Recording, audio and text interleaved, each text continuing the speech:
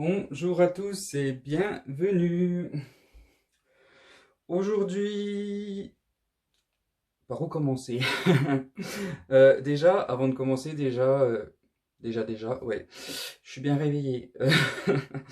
Je voudrais remercier tous mes abonnés. J'ai vu que hier, j'avais atteint les 200 abonnés. Je suis super content. Vous êtes tous incroyables. Je voudrais tous vous remercier. Enfin voilà, je suis super content. Je vous remercie énormément. Et il y a certains de mes abonnés qui me laissent des commentaires ou des emails, mais c'est incroyable. Je sais même pas comment dire. Enfin, merci à tous pour votre gentillesse et de suivre mes vidéos. Ça me fait énormément plaisir. Donc aujourd'hui, ce que je voudrais faire, comme j'ai des nouveaux abonnés et dans mes premières vidéos, j'ai fait des vidéos sur la préparation des toiles, du médium, tout ça, tout ça. Mais au fur et à mesure que j'ai de nouveaux abonnés, tout le monde ne pense pas forcément à regarder les anciennes vidéos. Du coup, aujourd'hui, je voudrais faire une vidéo entre guillemets spéciale débutant. Je voudrais prendre le temps de faire les choses avec vous et de tout vous expliquer. Ce que je vais faire, c'est que dans la description de cette vidéo, je mettrai les liens vers mes anciennes vidéos pour que vous puissiez voir. Et quand j'aurai un petit moment, je vais faire des playlists dans mes vidéos. J'en ai pas encore fait. Je voudrais pardon, séparer mes vidéos par catégorie et je voudrais faire une catégorie spéciale, spéciale base de l'acrylique pour si on peut dire. Donc tout d'abord, première chose, préparer la toile. Je l'ai déjà fait pour pas que ce soit trop long. Je vous remettrai le lien de la vidéo. Donc là, j'ai une toile de 24 par 30 cm.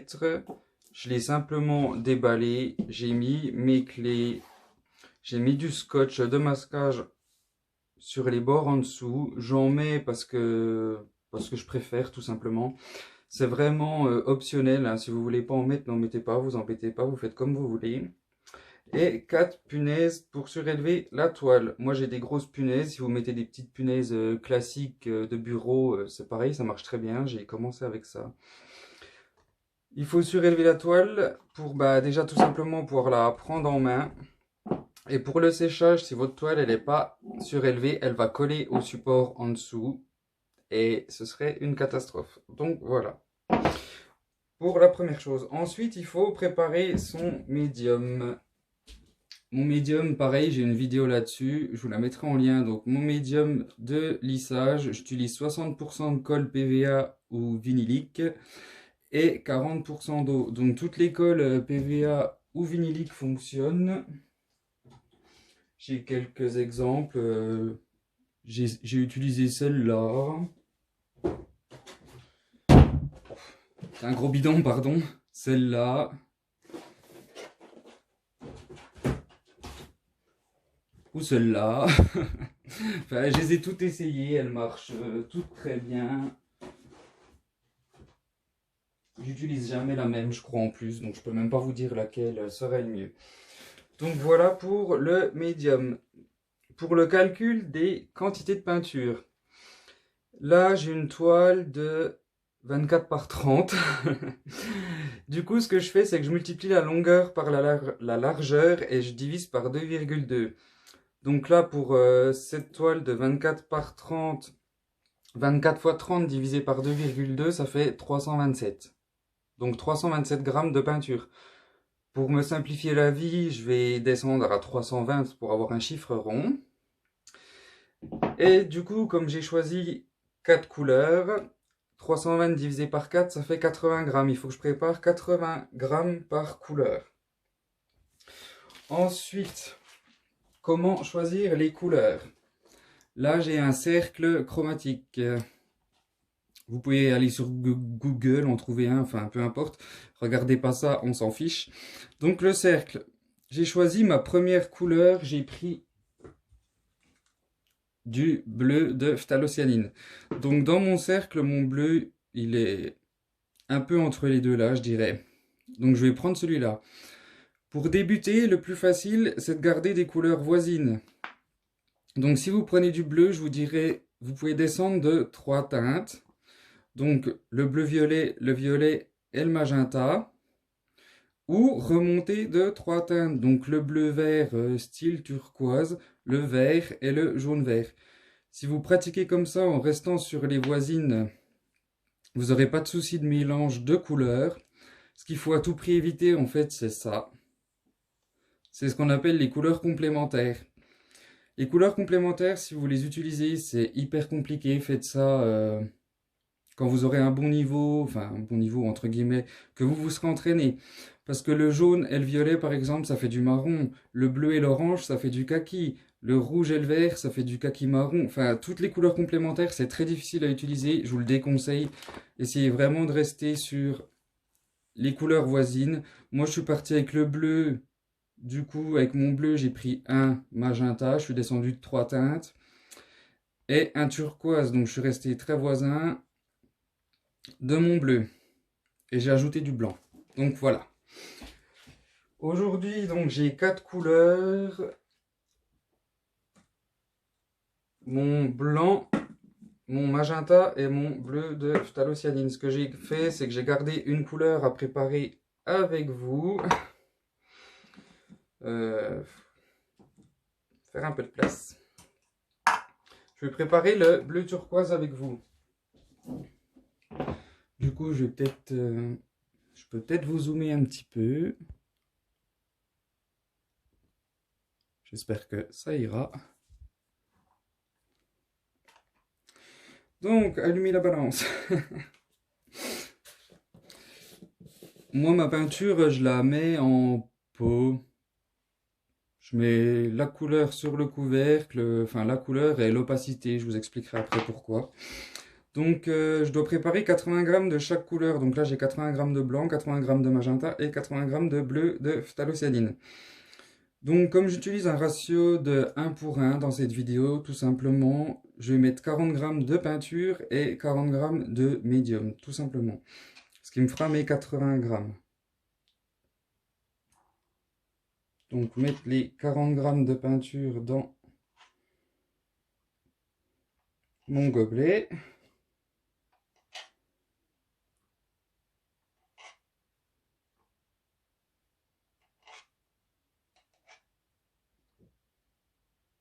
Sept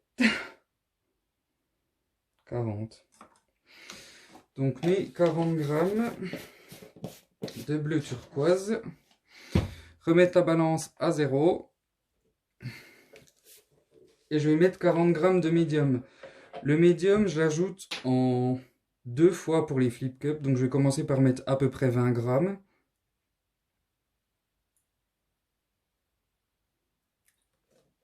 21, bon c'est vraiment approximatif, je vais en rajouter bien mélangé.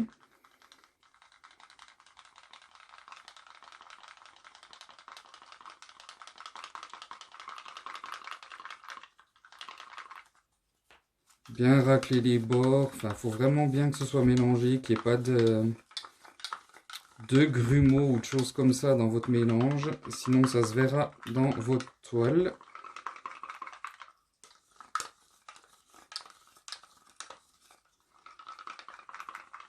Je passe pas dans le champ de la caméra.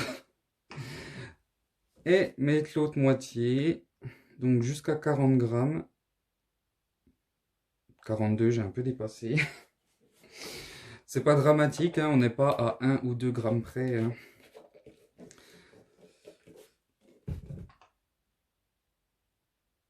Voilà. Donc du coup bien remélanger.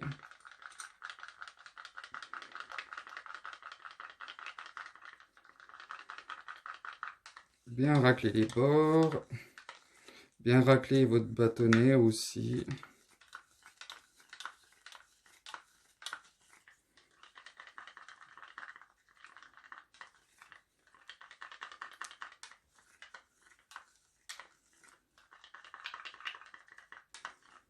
Voilà. Je vais très bien essayer de vous montrer un peu la consistance. C'est assez fluide et ça laisse un petit pic quand ça coule au fond du gobelet. Je ne sais pas si vous voyez. Je le lève d'environ 3 cm. Ça laisse un petit mound on a mound, comme diraient les Anglais, mais en français, je ne sais pas. un petit dôme, une petite montagne, une petite colline, appelez ça comme vous voulez. Enfin voilà. Ensuite, là j'ai mes 4 couleurs. Je vais remettre ma toile. Ou pas forcément, je sais pas. Je voudrais me remettre comme j'étais au début. Voilà. Ensuite, j'ai mes 4 couleurs. Ma toile, donc jusque là tout va bien. L'ordre des couleurs, donc j'ai mon blanc, mon magenta, mon turquoise et mon bleu phthalo. J'ai pas tous mes pots. Du coup, vous avez vu le turquoise.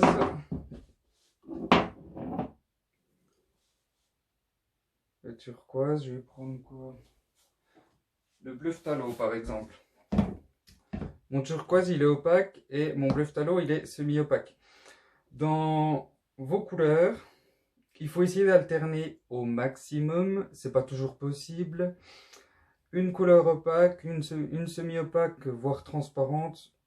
Mais dans l'idée, c'est ça. Le blanc est opaque, le magenta est semi-opaque, le turquoise est opaque et le bleu phthalo est semi-opaque. Donc j'ai une bonne alternance d'opacité, si on peut dire.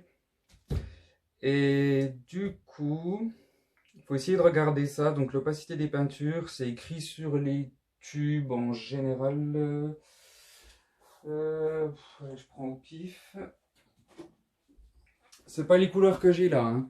Par exemple là, transparent, c'est écrit en gros, pas de souci. Puis pour cette marque, j'ai un petit carré là, qui est à moitié rempli en noir et l'autre moitié blanc. Ça veut dire semi-opaque ou semi-transparent. Toutes les marques ne le mettent pas forcément. Donc voilà, je vais me faire un peu de place. Et autre chose, donc là j'ai bien alterné opaque, semi-opaque, c'est important, c'est pour les cellules.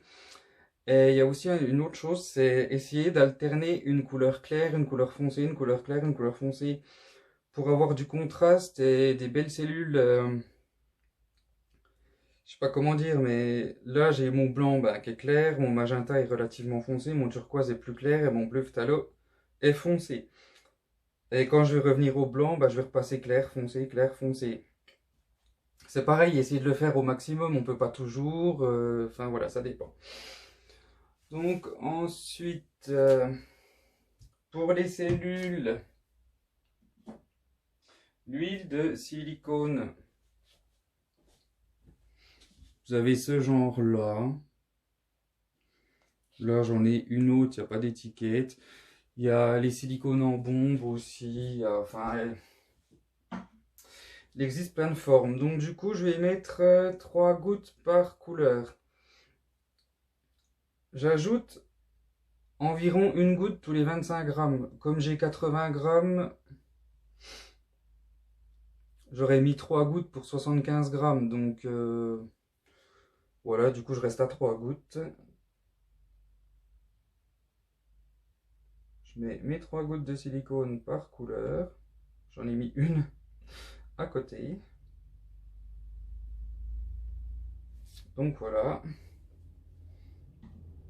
Une fois que le silicone est ajouté, il faut bien mélanger. J'ai mis mes couleurs à l'envers en plus. J'aime bien les mettre dans l'ordre où je vais. Du coup, une fois que vous avez ajouté votre silicone, il faut bien remélanger.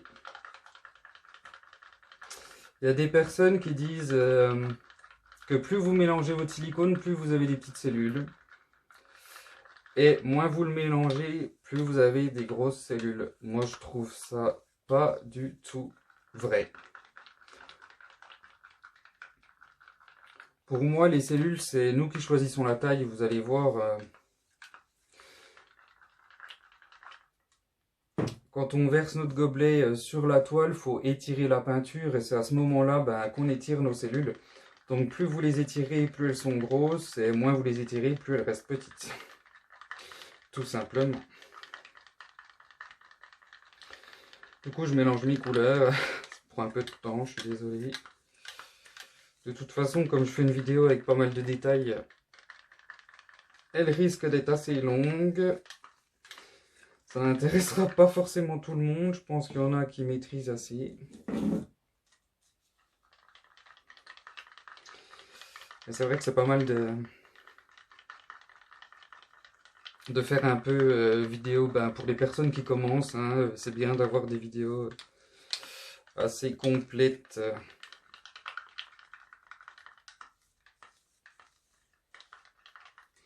J'ai fait un flip cup, enfin je l'ai pas encore fait, mais c'est pour moi c'est la technique la plus basique, hein, si on peut dire. Il y a d'autres techniques.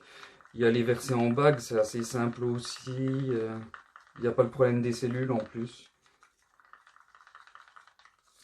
Enfin tout ça vous pouvez voir dans mes vidéos, j'ai plein de sortes.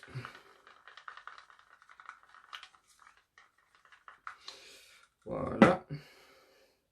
Donc j'ai mélangé toutes mes couleurs. Maintenant ce que je vais faire, pour rester simple, je vais faire un flip cup. C'est pareil, ça, entraînez-vous, faites-en simplement un pour commencer, c'est ce qu'il y a de plus simple.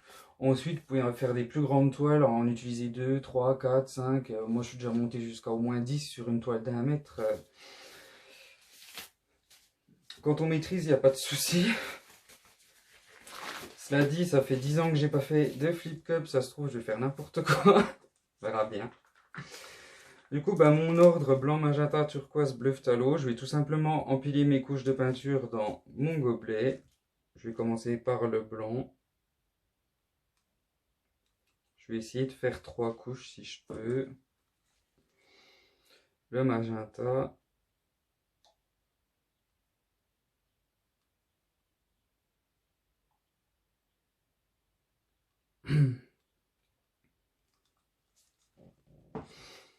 Il pleut, j'ai attrapé froid, j'ai mal à la gorge. Aïe aïe aïe. Mon turquoise.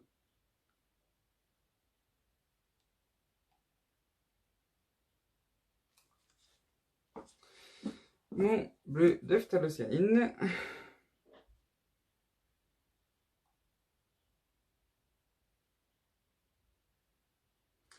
J'ai préparé du coup 320 g de peinture donc pour ma toile de 24 par 30. Mon gobelet là, c'est un gobelet de 400 ml si je me trompe pas. Oui, ça doit être ça, ça doit être un 400.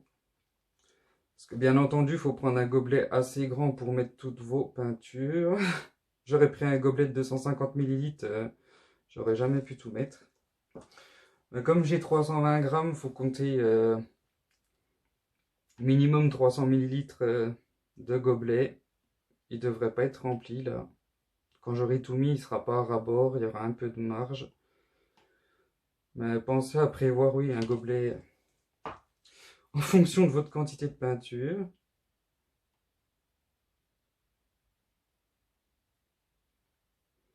Ce serait dommage d'avoir des restes. Moi, j'aime pas avoir des restes de peinture parce que on sait pas forcément quoi en faire. Ils sont pas forcément mélangés pour une autre technique. Du coup, faut retravailler, faut rediluer, je trouve ça assez embêtant. S'il reste par exemple un peu de chaque couleur, que je voudrais faire un swipe par exemple, faudrait que je raffine toutes mes couleurs. Enfin, moi, je trouve c'est compliqué et embêtant. J'aime bien tout utiliser. C'est pour ça que je calcule comme ça. J'ai la quantité qu'il me faut, j'en ai pas plus. Pas plus, pas moins.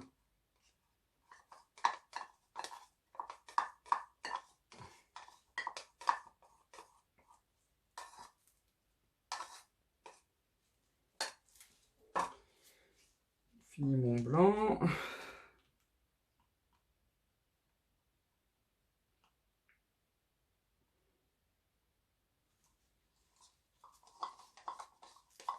Ce que vous pouvez faire aussi au lieu de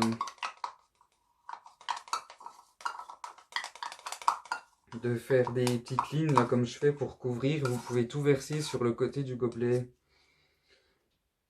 Si vous regardez un peu mes anciens flip cup par exemple, souvent je verse sur le côté et ça empile de la même façon. C'est plus rapide en plus, je sais pas pourquoi je l'ai pas fait. Ça doit dépendre de mon humeur en fonction des jours. Je sais pas.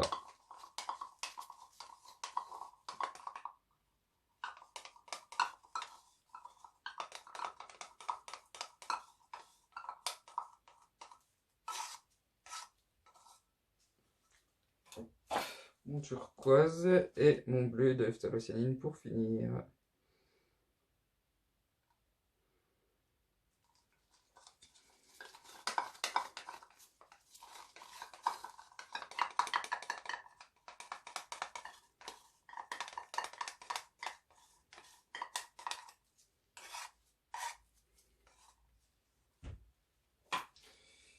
Voilà. J'ai ressorti des gants, j'avais une paire. Oh aïe aïe aïe. J'ai pas 4 mains. Quoique des fois j'aimerais bien. Ensuite, retournez le gobelet sur la toile. Soit vous pouvez le retourner directement, soit retournez votre toile et hop. Tout simplement. Quand on a un gobelet, on peut le faire. Quand on en a plusieurs, on est vraiment obligé de les retourner sur la toile. Voilà, il faut juste attendre un tout petit peu que la peinture descende du gobelet. Du coup, pour enlever votre gobelet, ce que je vais faire mon gobelet, c'est que je vais le coucher sur le côté tout simplement. Je ne vais pas le lever tout droit. Si vous le levez tout droit, vous allez avoir des gouttes qui vont tomber sur votre peinture et ça va faire un design un peu brouillon, quoi, je dirais. C'est pas forcément joli joli. Que si on couche le gobelet, on a vraiment un bel arrière-plan bien mélangé avec les dégradés de couleurs, tout ça. Enfin, vous allez voir. Bah, je vais le faire d'ailleurs. Tant qu'à faire.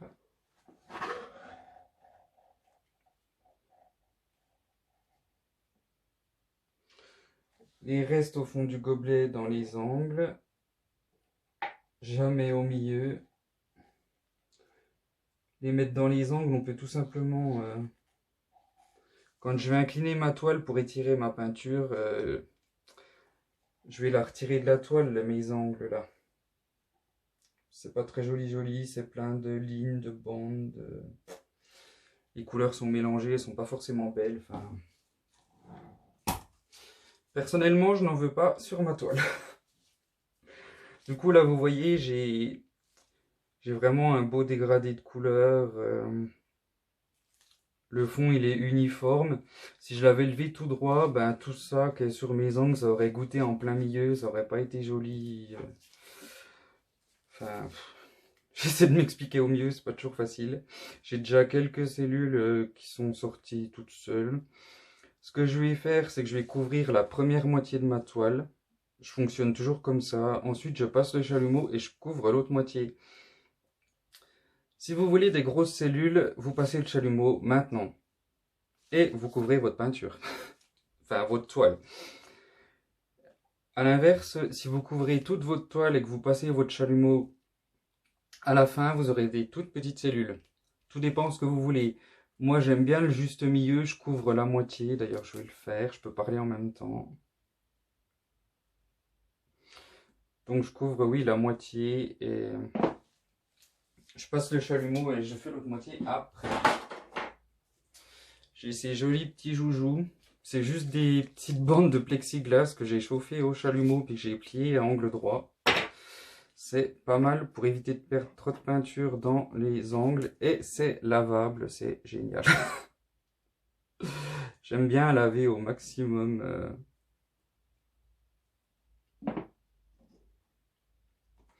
Les gobelets, tout ça, j'aime pas jeter des tonnes. Enfin, comme je peins quand même pas mal, si j'utilisais que des gobelets jetables, je vous raconte pas le nombre que j'utiliserais. Voilà, donc j'ai ma première moitié de couverte. Je vais juste remettre ma peinture un peu au centre. Voilà. Je sais que j'ai abandonné mon chalumeau.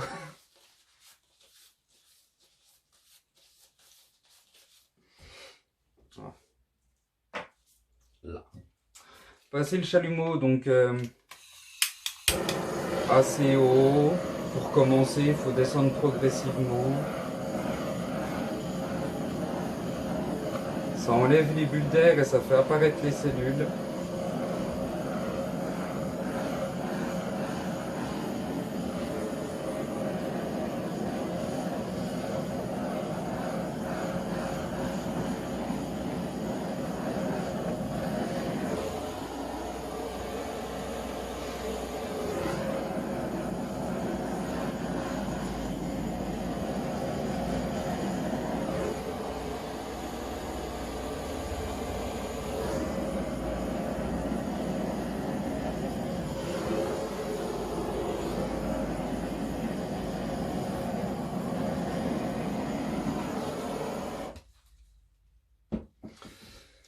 Voilà, j'ai pas mal de cellules, j'ai un peu trop abusé. Je sais pas si vous pouvez les voir depuis là-haut, mais j'ai plein de petites cellules. Quand on passe le chalumeau trop près, on obtient vraiment un gros tas comme ça, c'est pas ce que j'aime. C'est pas grave, ça fait longtemps que j'en ai pas fait, de toute façon, il fallait que je fasse une boulette, c'était obligé. Par contre, je vais peut-être essayer de repasser un peu là, j'en ai pas énormément.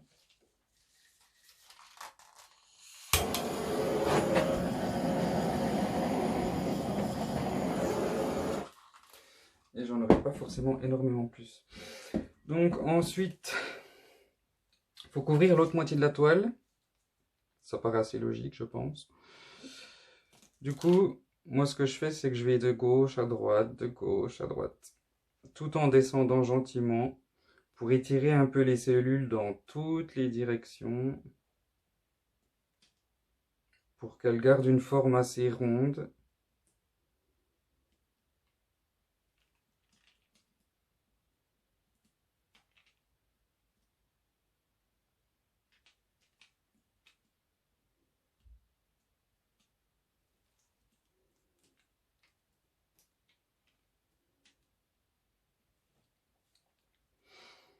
Je sais pas comment me mettre.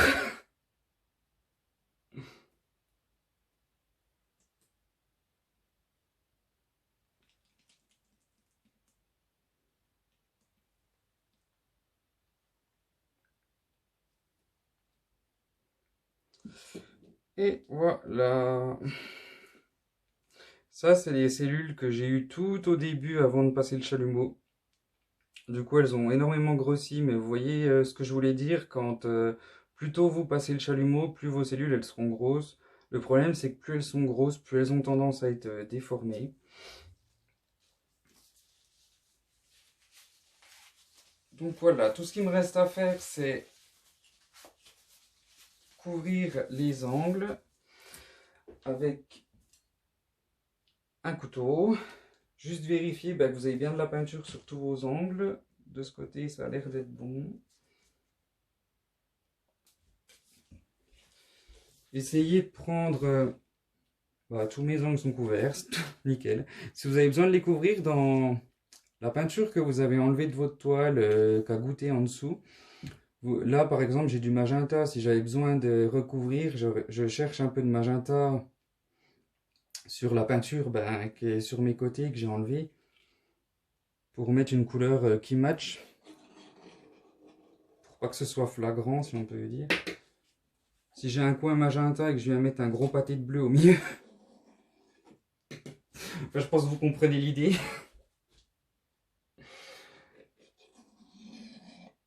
Du coup ensuite il faut enlever les gouttes sous la toile en passant le couteau ou tout simplement un petit stick en bois pour mélanger la peinture.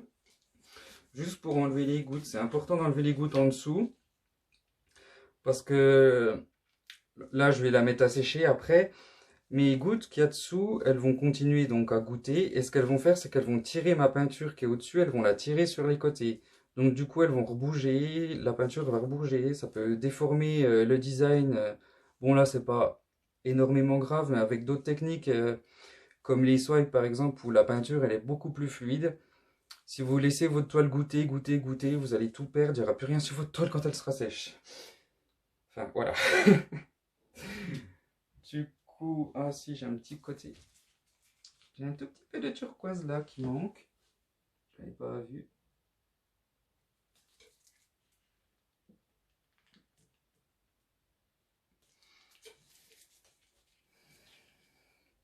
Du coup, je vais vous mettre sur pause, vous montrer la toile de plus près. À tout de suite. Donc me revoilà, je viens de voir que ma vidéo durait 30 minutes. J'ai jamais fait de vidéo aussi longue, je crois, je suis désolé. Je suis désolé, mais c'est vrai que si je voulais rentrer dans le détail, ça allait forcément prendre du temps. Du coup, là, j'ai un coin turquoise avec des cellules un peu blanches magenta, c'est sympa. Là, j'ai des cellules un peu plus bleues turquoise sur un fond magenta. Enfin voilà, j'ai plein de cellules de toutes les couleurs. Comme toujours, vous pouvez me laisser un petit like sur la vidéo si vous avez apprécié. Vous pouvez également vous abonner si vous le souhaitez. Je vous en serai très reconnaissant et j'apprécierai énormément. Du coup, bah, j'espère que la vidéo sera assez complète et que ça pourra aider ceux qui débutent et qui désirent vraiment apprendre. Pour ceux qui connaissent un peu les techniques, je suis désolé pour la durée. Enfin, j'espère que oui, ça aidera certaines personnes dans tous les cas. Je vous dis à tous merci et à très bientôt.